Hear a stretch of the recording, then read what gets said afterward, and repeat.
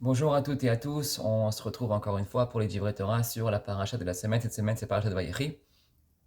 Et bien sûr, les Divrei Torah seront consacrés les Lunishmat notre père, Rabbi Moshe Shlomo ben Reuven, Zichron Vekadosh Livracha, et aussi pour Rabbi Avraham ben Reuven, Zichron Vekadosh Livracha. Je voudrais aussi rajouter un nom cette semaine à qui je voudrais consacrer les Divrei Torah. Ce sera pour notre cher neveu Rabbi et Habachour Elior Moshe ben Yoel ve Aviva, qui cette semaine va rentrer à l'armée en Eret Israël. Et donc, nous voudrions consacrer ces Divrei Torah avec ce mérite, qu'il puisse devenir un chayal, euh, un soldat de la terre d'Eret Israël, et aussi un soldat d'Akadosh Baruch Hu, Bagashmiut Veruchaniyut, qui puisse revenir un gibor d'Eret Israël, qui puisse nous protéger tout le peuple juif, le peuple d'Am Israël, et aussi de devenir un gibor dans la Torah et les mitzvot. Parashat Vayechi. Comme vous le savez tous, cette semaine dans la paracha, lorsque l'on ouvre le Sefer Torah pour regarder où est-ce que commence la paracha de Vayechi, on peut voir que la paracha est une paracha qui est stouma. C'est-à-dire, stouma, c'est la paracha est fermée. Donc, en général, lorsqu'on va lire une nouvelle paracha, la nouvelle paracha va commencer ou bien dans la prochaine ligne. Donc, ça nous fait une sorte de séparation entre la paracha de la semaine d'avant et la nouvelle paracha. Ou bien il y aura au moins un espace, si ça va rester sur la même ligne, mais il y aura au moins un espace de 9 lettres entre la dernière lettre de la dernière paracha et la nouvelle paracha. Mais cette semaine, lorsque l'on ouvre le Sefer Torah, il n'y a aucune séparation, ni sur la même ligne entre la dernière paracha et la nouvelle, ni à la prochaine ligne, elle est complètement fermée. Donc, si tu connais pas par cœur vraiment où est-ce que commence la paracha de Vayechi, tu vas devoir chercher où se trouve le commencement de la paracha de Vayechi. Donc, Rashi sur place nous demande Lama paracha zo setuma.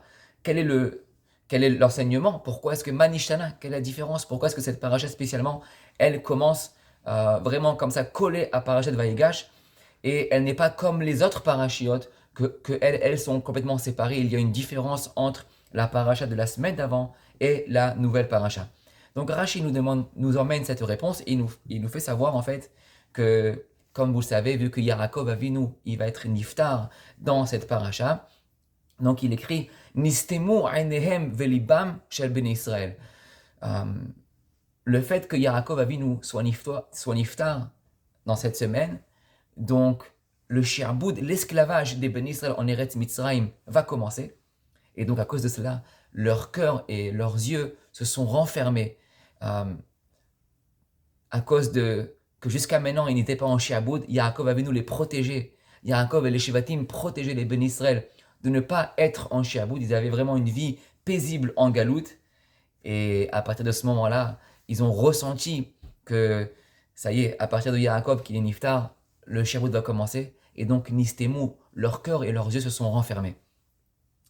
Ça, c'est le pshat d'après Rashi. Donc, Akadosh Baruch Hu, une sorte de nous faire comprendre l'allusion, c'est leur cœur et leurs yeux se sont renfermés, Nistemu Ainehem Velibam. Donc, aussi, la parashat Vayechi, on va pas la faire comme toutes les autres parachiotes où qu'elles sont en général séparées, mais on va un peu la fermer, on va un peu te faire comprendre quel est le but, qu'est-ce qui s'est passé lorsque Yaakov il est Niftar.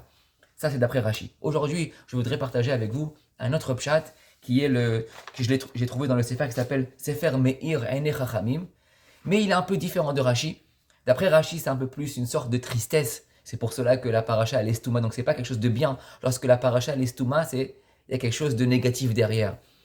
Mais d'après ce pshat aujourd'hui que je vais partager avec vous, le fait que la paracha soit stouma, c'est quelque chose de très bien. Et, et donc si la paracha de Vayechi n'aurait pas été stouma, ça ne nous aurait pas aidé en fait.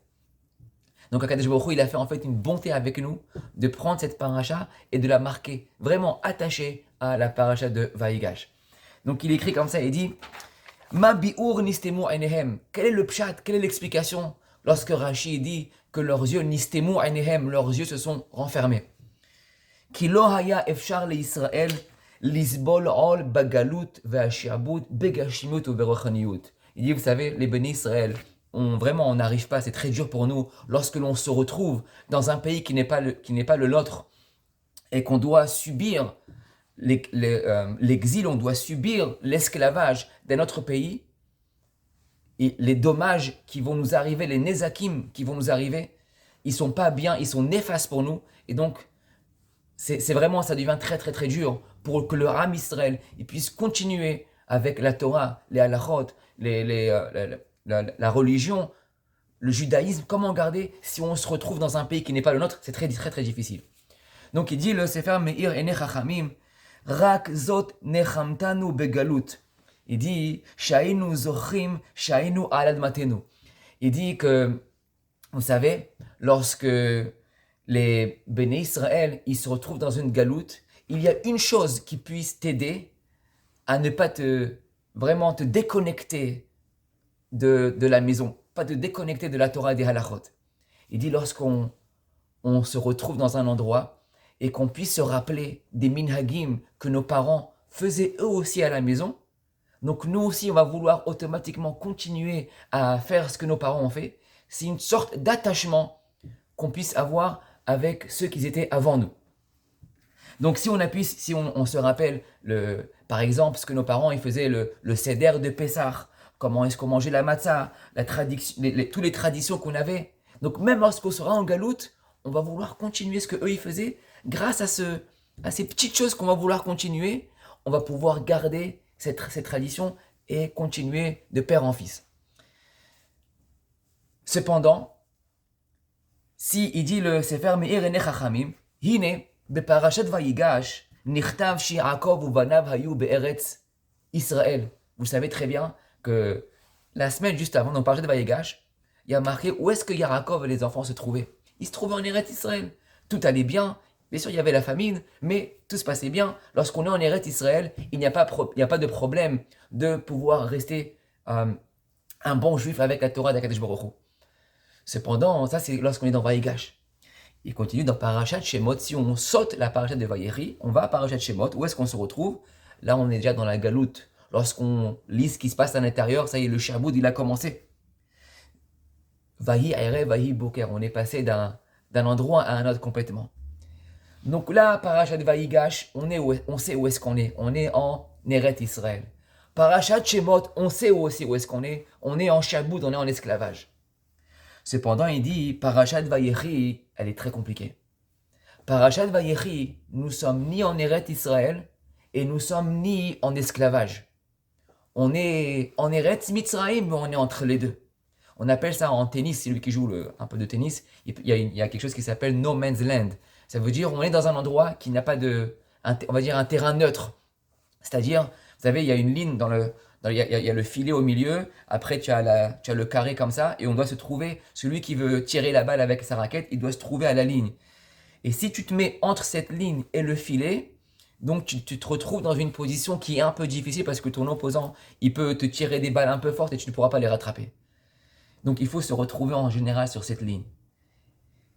Parashat Vayeri, elle est la sorte de la paracha que tu te retrouves au milieu. Tu es entre le filet et la ligne. Tu es ni en Eretz Kenaan et ni en esclavage. Tu te retrouves dans la galoute où tu peux faire un peu ce que tu veux et tu as vraiment rien qui te protège. Donc il dit, le Sefer Meir Ene Chachamim, les Béné Israël se sont retrouvés Parashat Vayeri dans un moment très très très dangereux. Ils ont grandi, ils vivent en Eretz Mitzrayim. Il faut absolument quelque chose qui les attache à Eretz Israël. Dit le Sefer Meir Ene Chachamim, Akadosh Baruch Hu, il a fait une très très grande tova avec nous, avec les Béné Israël. Et il a décidé de prendre la Parashat Vayeri et la coller à Vayigash. Il a dit, si je peux prendre Vayeri, qui est la paracha où on est vraiment ni en Eretz Kenaan, ni en Eretz Mitzrayim. On est vraiment entre les deux. On pense qu'on est chez nous, on est en Eretz Goshen, on fait ce qu'on veut un peu, personne ne nous dit quoi faire, donc on fait un peu ce qu'on veut, et on n'est pas encore en esclavage. Donc Akadosh Baruch Hu a dit, si j'arrive à prendre la parashat de Vayeri et je la colle à la parashat de Vayigash, ça veut dire en fait, j'arrive à vous faire garder les traditions, les halachot, la Torah, que Yaakov Avinu, ses enfants, ils ont pu avoir en Eretz Kenaan, en Eretz Israël, on va la coller à Parashat Vayeri. Et donc ce qu'on va faire, c'est qu'on va essayer de garder ces minhagim qu'on avait en Eretz Kenaan, et avec ça, on va pouvoir survivre en Eretz Mitzrayim. Donc en fait, cette connexion, cette paracha qui est Stouma avec Parashat Vayigash, est en fait une tova d'Akadosh Baruch Hu, de nous dire la seule façon de pouvoir survivre lorsqu'on est en Eretz Mitzrayim, lorsqu'on est en Galout, lorsqu'on est avec nous-mêmes, personne qui nous regarde, personne qui nous dit quoi faire, on fait ce qu'on veut, on est en Eretz Goshen, on a notre propre yeshiva. Akadosh Baruch Hu, il dit n'oublie pas, sois toujours connecté à ce que tes parents ils ont fait. Ce sera le seul moyen de pouvoir continuer dans un endroit qui n'est pas le tien, de pouvoir continuer ce que tu as reçu de tes parents. Les filles, Hachem Berov Rachamav, il écrit comme ça. Akadosh Baruch Hu, avec sa rachamim, sa pitié qu'il avait pour nous. Asa parasha stuma, il a pris cette parasha Vayechi et il a fait une parasha qui soit fermée. Hainu parasha shehi mekusheret le parasha Vayigash. Cette parasha, elle doit être absolument connectée à la parasha de Vayigash. Shehayu od be'eretz hakodesh. Ça nous prend en fait, ce n'est pas juste dans le Sefer Torah que c'est connecté. C'est connecté. Les Béné Israël, ils se sont attachés à Eretz Kenaan, de pouvoir continuer leur minagim en Eretz Mitzrayim. C'est pour cela que l'on dit Shema beni musar avicha al titosh Torah timecha. Ce n'est pas juste qu'on te dit continue ce que tes parents ils ont fait. C'est bien. C'est pas parce que juste que c'est bien. C'est ça ce qui fait que les Béné Israël ils peuvent continuer à survivre dans des endroits qui ne sont pas le leur. Moi je le vois très très très fréquemment, beaucoup de gens qui ont grandi en Eretz Israël et qui viennent ici, à New York, et puis qui vraiment que même quand ils étaient en Israël, ils ne pratiquaient pas vraiment beaucoup leur minhagim, mais tout d'un coup, lorsqu'ils sont arrivés ici, ils ont ressenti ce besoin de faire ce que leurs parents y faisaient. Et pourquoi cela? C'est parce que ils ont ressenti tout d'un coup, ils ont vu qu'ils sont dans un endroit qui n'est pas le leur. Et ils sentaient que ça se perdait. Ils perdaient leur valeur, leur tradition. Et donc, ils ont dit, il faut absolument que si on ne fait pas quelque chose maintenant, on va tout perdre. Et donc, ils ont toujours eu ce besoin de se connecter, de faire leur minhagim. Comment est-ce qu'ils mangeaient à la maison? Comment est-ce que leur père il faisait la tfila? Comment est-ce que leur père ils étudiaient? Comment est-ce qu'ils agissaient à la maison? Donc, tout ça, ça va ensemble. C'est un paquet qui fait qu'en fait, on puisse toujours continuer les minhagim. Shema beni musar avicha atidosh Torah timecha. Si on peut comprendre ça, c'est la réponse du Sefer Me'er Enei Chachamim. Si on peut comprendre ça, on peut comprendre la suite de la paracha. Il y a marqué juste après, avant que Yaakov son iftar, il y a marqué Vahi achari adevarim ha'ele, vayomer le Yosef, hine avicha chole. Ils sont pas venus voir Yosef, ils ont dit Yosef, c'est ton père, il est malade. Ce sont ses derniers jours et il lui reste plus beaucoup de temps. Peut-être que tu devrais aller lui rendre visite. Vayikach et shne banav imo et Menashe vat Ephraim. La Torah nous dit que Yosef a dit ok, il a pris ses 2 enfants avec lui et il est parti rendre visite à Yaakov. On connaît tous l'histoire que Yaakov il a donné la bracha à Ephraim et Menashe et il a mis ses 2 mains. Ensuite il a croisé ses mains pour mettre sa main droite sur Ephraim qui était le plus jeune et sa main gauche sur Menashe. On ne va pas rentrer maintenant dans toute l'explication pourquoi, mais il leur a donné la bracha à Ephraim et Menashe. La question qui se pose, elle est comme ça. Pourquoi Yaakov Avinu, après qu'il a fait une très très grande erreur lorsqu'il était plus jeune, Yaakov, il a fait une erreur avec Yosef, qu'il a donné trop de faveur, il a favorisé son fils Yosef envers les autres garçons, les autres shvatim. Et la Gemara nous dit, à cause que Yaakov lui a donné un habit qui valait 2 sélas de plus que les autres, il a causé que les Béné Israël, il a causé la jalousie entre les frères. Ils ont dû vendre Yosef. Yosef est arrivé en Égypte. Bien sûr que tout cela a été un calcul fait par Hachem, mais ce qui a causé que tout ça soit arrivé, c'est à cause que Yaakov, il a donné un habit qui valait 2 slaim de plus que ceux des autres shvatim. Donc tu peux faire une erreur une fois. On laisse passer. Mais après, le but, c'est de toujours pouvoir apprendre de ses erreurs. Comment est-ce que c'est possible que Yaakov, encore une fois, juste avant qu'il soit niftar, il prend les enfants, Ephraim et Menashe, et il leur donne une bracha? Et pourquoi pas les enfants de Reuven, les enfants de Shimon, Lévi, Yehuda, Issachar, Zevulun? Non. Les enfants de Yosef, oui, les autres, pas besoin. Encore une fois, tu montres du favoritisme, tu montres que tu aimes beaucoup plus Yosef et ses enfants, et tu vas encore causer de la jalousie entre les frères. Qu'est-ce que Yaakov y pensait? Quelle a été sa svara, sa logique derrière encore de refaire la même erreur? Si on peut appeler ça, chas v'shalom, une erreur. Et donc, grâce à ce qu'on a appris juste avant, on va pouvoir un peu comprendre un peu mieux. Vous savez, il y a 2 sortes de bracha dans ce monde. Lorsqu'on va voir un rave qui nous donne une bracha. On a la bracha qui s'appelle, on va dire, une bracha de luxe. Et on a la bracha qui s'appelle une bracha qui est, c'est une nécessité. Ce n'est pas du luxe. Quand par exemple, voilà, si j'ai besoin de rien, mais j'ai entendu qu'il y a un rave qui est là en ville, et je voudrais aller le voir pour qu'il me donne une bracha, pour que tout se passe bien. Shefa, mishpacha, yeladim, vous savez les enfants, nachadroua, mais tout va bien. Ça s'appelle, c'est une bracha de luxe. C'est pas quelque chose c'est pas nécessité, j'en ai pas vraiment besoin. C'est toujours bien d'en prendre une bracha. Mais après, vous avez la bracha qui s'appelle, la bracha qui est de la nécessité. Par exemple, Reuven, il a son fils qui est malade, donc il va aller voir un grand Talmid Chacham, il va aller voir un grand Talmid Chacham pour lui donner une bracha.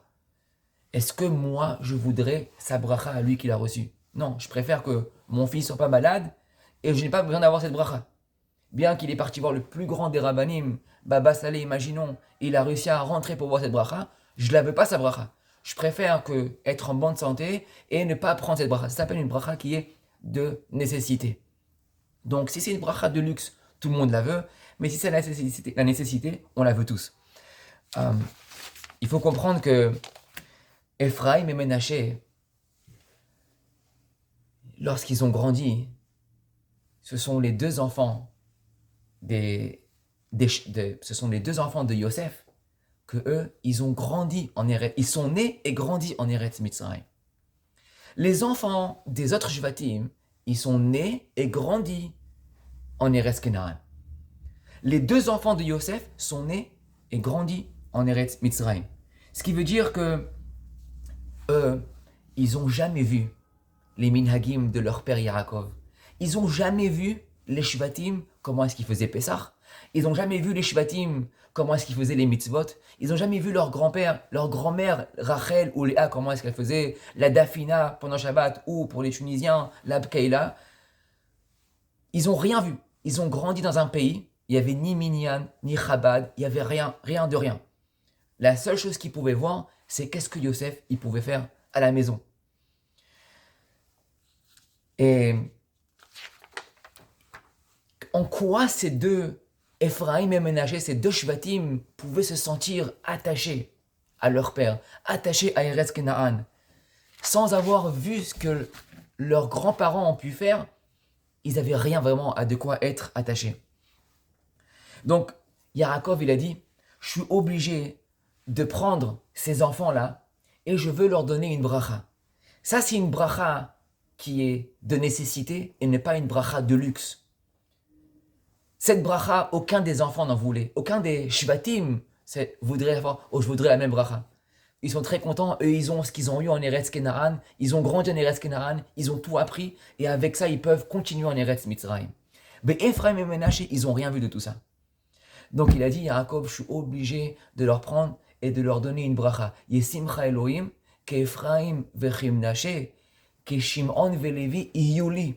Il leur a dit, cette bracha que je vous donne, ce n'est pas juste une bracha. Parce que j'ai envie que vous soyez comme Shimon, comme Lévi, c'est-à-dire que de la même manière que eux, ils ont pu voir ce qui s'est passé à la maison, donc vous aussi, je vous donne une bracha que même en Eretz Mitzrayim, vous soyez toujours attachés à ce que nous on ait pu faire, même si vous ne l'ayez pas vu. Donc c'était vraiment une bracha de nécessité. Sans ça, peut-être que Ephraim et Ménaché, ils n'auraient jamais pu continuer à grandir et à être attachés à la Torah s'ils n'ont pas vu ce que leurs grands-parents et leurs parents ils ont pu faire.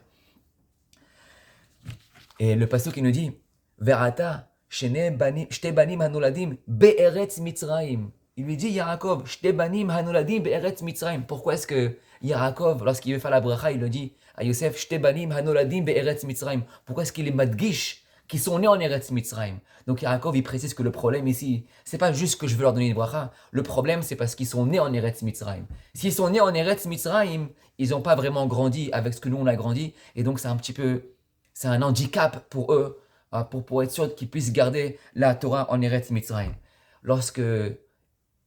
Si vous voulez, on peut aussi comprendre pourquoi est-ce que Yaakov, il a changé, il a mis Dafka sa main droite sur Ephraim qui était le plus jeune et la main gauche sur Ménaché. Eh bien, on peut essayer d'expliquer comme ça. Ménaché, vous savez pourquoi est-ce que Yosef il a appelé son fils Ménaché? Il a appelé Ménaché parce qu'il a marqué Nashani Elokim Amali. C'est-à-dire que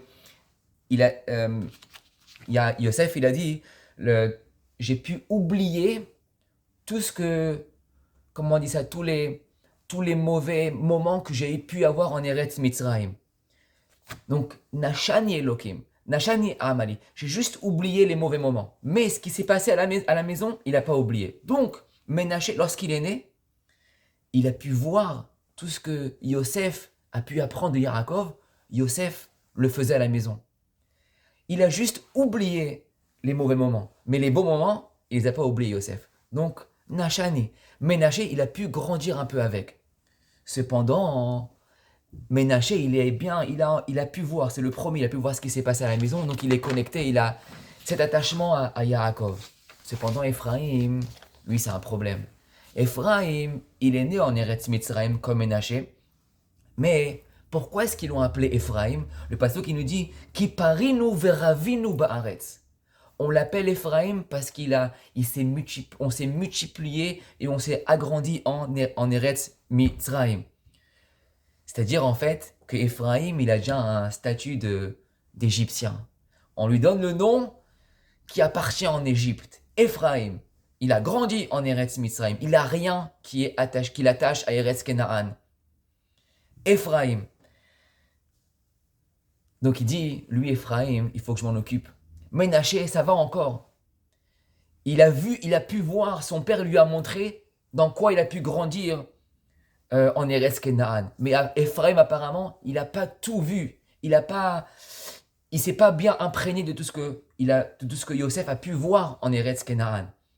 Donc il a dit, lui, je suis obligé de mettre ma main droite sur Ephraim, bien que c'est le plus jeune, parce que je veux que ma bracha soit plus forte sur lui que sur Ménaché, vu que Ephraim en a plus besoin que Ménaché. Juste entre parenthèses, si vous savez que Ephraim, c'est un nom égyptien, pour vous montrer à quel point Ephraim était plus égyptien que ce qui s'est senti Kenaan. Les Mefarshim nous disent que pour faire un nom égyptien, tu devais ajouter 3 lettres à l'intérieur. La lettre P, Resh et Aïn. C'est pour cela que Paro s'appelle Paro. Paro, c'était le roi. P, Resh, Aïn, après tu as le He. P, Resh, Aïn, ça fait le nom des... Donc tous les Égyptiens, en général, ils devaient créer un nom et à l'intérieur, tu mettais le P, le Resh et le Aïn. C'est pas les 3, ça peut être 2 de ces 3 lettres. Tu ne dois pas absolument mettre ces 3 pour faire le nom égyptien, ok? Tu peux utiliser le P, le Resh ou le P, le He, le P, le... Tu choisis, mais ça doit être un de ces 3 lettres. Donc c'est pour cela que Yosef, lorsqu'il est devenu roi, comment est-ce qu'ils l'ont appelé? Ils l'ont appelé Tzafnat Parneach. À l'intérieur, ils l'ont rajouté la lettre Parneach qui est P, V'Aïn pour le rappeler que il est devenu égyptien. Il a changé son nom en un nom égyptien. Un autre exemple, lorsque Yocheved et Myriam, ils ont travaillé à l'hôpital d'Égypte, comment est-ce qu'ils étaient c'était les femmes qui faisaient les accouchements. Ils ont changé leur nom à Shifra Vepura. Donc, elle, la première Yocheved, elle a rajouté le P et le Resh, Shifra, et Pura, elle a rajouté le P et le Aïn. Donc, tu vois, dans chaque nom, tu dois rajouter le P et le Resh, P et le Aïn, tu choisis comme tu veux. Et Ephraim, il avait aussi le P et le Resh. Donc, ça montrait à quel point Ephraim, il était vraiment un Égyptien, il se sentait vraiment Égyptien. Yaakov, il a vu, il a dit, toi, Ephraim, t'es trop ancré, la galoute, elle est vraiment à l'intérieur de toi. Il faut que je te donne une bracha. Donc les deux, ils en avaient besoin parce qu'ils sont nés les deux en Égypte et ils n'ont rien vu de ce que Yaakov faisait à la maison. Yosef a essayé de faire passer, Ménaché a pu voir certains marassés, mais Ephraim, vraiment rien, parce qu'il se sentait vraiment égyptien. Donc Yaakov a dû donner la bracha. Il a dû donner cette bracha pour être sûr que ces deux-là, ils puissent ne pas perdre leur connexion avec Yaakov et les Shvatim. Et c'est pour cela aussi que, comme vous savez très bien, il y a eu un Shevet qui a essayé de sortir avant la fin du Shaboud, avant la fin de l'esclavage. Malheureusement, ça s'est mal passé pour eux. Ils sont niftar, ils se sont fait tuer lorsqu'ils sont sortis. Et c'était bien sûr le Shevet d'Ephraim. Vous savez pourquoi il explique comme ça? Pourquoi Dafka, le Shevet Ephraim, a essayé absolument de sortir d'Égypte? Pourquoi est-ce que le Shevet Gad n'a pas essayé? Pourquoi est-ce que le Shevet Binyamin ou le Shevet Reuven n'a pas essayé de sortir d'Égypte? Non, juste le Shevet Ephraim a eu ce besoin, ils ont fait un calcul, ils sont mal calculés, et donc ils sont sortis d'Égypte et ils se sont fait tuer. Eh bien, il explique en fait, vu que Ephraim était celui qui se sentait le plus égyptien de tous, vous savez combien c'était dur pour lui de se voir, euh, d'être né en Égypte, de faire partie de la galoute d'Égypte, et tout d'un coup, de lui dire que tu dois être un esclave. C'était à ce point-là tellement dur de dire, moi qui suis né en Eretz Mitzrayim, j'ai grandi en Eretz Mitzrayim, mon père était le roi en Eretz Mitzrayim, j'ai fait toute ma vie en Eretz Mitzrayim, tout d'un coup on doit me dire que je dois être un esclave. Il voulait absolument sortir. Les autres, Reuven, Gad, Shimon, Lévi, que eux ils ont grandi en Eretz Kenaan, ils avaient toujours cet attachement à Eretz Kenaan, ils n'ont pas senti ce besoin absolument de devoir partir en plein milieu. Mais Ephraim, qui lui il était vraiment égyptien, il a dû sortir d'Égypte, donc c'est pour cela que Yaakov devait absolument les bénir pour pas qu'ils perdent leur connexion avec Yaakov. Et Ephraim devait absolument avoir la main droite dessus et pas la main gauche. C'est exactement ce que Rashi veut nous dire. Lama paracha, on revient à la première question, Lama paracha zos tuma. Pourquoi est-ce que la paracha de Vaïgash, la paracha de Vaïechi, elle est fermée avec Vaïgash? Il dit le Sefer Me'er Enei Chachamim, que Kadosh Baruch Hu, il a fait en fait une tova. C'est pas une tristesse, c'est une tova que Hachem nous a fait, que grâce à ce que la paracha de Vaïechi a été attachée à la paracha de Vaïgash, les Bénis Israël ils ont pu continuer à avoir leur minhagim, continuer ce que leurs parents leur ont enseigné, bien qu'en étant dans un pays qui ne soit pas le leur, vu que c'est très très très très difficile de vivre dans un pays de galoute, la seule des manières, la seule des possibilités à pouvoir continuer à vivre dans un pays qui n'est pas le leur, c'est de continuer les minhagim de nos parents, la Torah qu'ils nous ont passée, que grâce à cela on puisse continuer. Donc c'est vrai que notre but est de tous vouloir habiter en Eretz Israël, mais lorsqu'on n'habite pas en Eretz Israël, notre but c'est de faire attention, de pouvoir continuer Altitosh Torati Mecha, continuer les minhagim, se rappeler chaque chose que nos parents nous ont enseigné et de continuer à faire la même chose, à enseigner à nos enfants, de ne pas les oublier, comme ça eux aussi ils peuvent continuer, même qu'ils sont dans un pays qui n'est pas le leur. La bonté d'Hachem de coller, de faire une paracha stouma, de paracha de Vaïechi à paracha de Vaïgash, a été en fait de ne jamais oublier qu'on est juif. Je me rappelle d'une histoire, bon, je l'ai raconté cette histoire à la synagogue l'année dernière. Je me rappelle d'une histoire lorsque Golda Meir, j'avais lu lorsque Golda Meir était première ministre en Eretz Israël, et elle avait demandé au secrétaire général qui s'appelait Henry Kissinger de les aider, et donc il avait écrit une lettre à Golda Meir, il avait marqué comme ça, bien sûr, à propos de l'aide, et il avait marqué, il avait marqué, Madame la ministre, je voudrais vous faire savoir que je suis un Américain en premier, et je suis un diplomate en second, et je suis un juif en troisième. Donc il voulait lui faire savoir, bien sûr, qu'il allait l'aider sans aucun problème parce qu'il était juif. Et elle lui a répondu, Madame Golda Meir, qui était une femme très intelligente, elle a dit, vous savez très bien que chez nous, les juifs, on commence à lire de la droite vers la gauche et non de la gauche vers la droite. Donc vous êtes un juif d'abord, et après vous êtes un diplomate, et après vous êtes américain. Donc elle voulu lui faire comprendre qu'on n'est jamais un juif en troisième, mais juif on est en premier. Cette expression de vouloir, pas une expression, mais de dire on doit toujours se sentir être juif en premier, et le reste, ça vient après. Ça a été l'assurance d'Hachem de coller la paracha de Vaïgash, à Vaïechi ou Vaïechi à Vaïgash, vu que Vaïgash est la paracha où Yaakov et ses enfants ont été attachés à Eretz Israël, donc nous aussi, on doit être attachés à Eretz Israël. C'est pour cela que lorsqu'on fait tous les vendredis soirs, on fait la bracha à nos enfants, Yevarecha Hashem ve'ishmerecha, qu'Ephraim ve'chim naché, on choisit d'Afka ces deux-là, parce qu'on veut donner la bracha à tous nos enfants, que bien qu'ils soient dans n'importe quel pays dans le monde, dans n'importe quel endroit dans le monde, que ce soit en Eretz Israël, n'importe dans le monde, à n'importe quel moment, on puisse avoir toujours cette volonté d'être toujours connecté au minhagim de nos parents, de la même manière que Ephraim et Menaché, ils ont grandi en Eretz Mitzrayim et ils se sont connectés à Yaakov, à sa famille. Donc nous aussi on prie tous les vendredis soirs, que nos enfants ne puissent jamais lâcher et puissent toujours se rappeler du bon manger que leur maman ils ont fait à la maison, des bons limoud à Torah que leurs pères leur ont enseigné à leurs enfants à la maison et que grâce à cela, ils pourront continuer à faire passer à leurs enfants Al titosh Torah timecha et bisrosé, on verra le Mashiach b'mera be'amenu. Amen.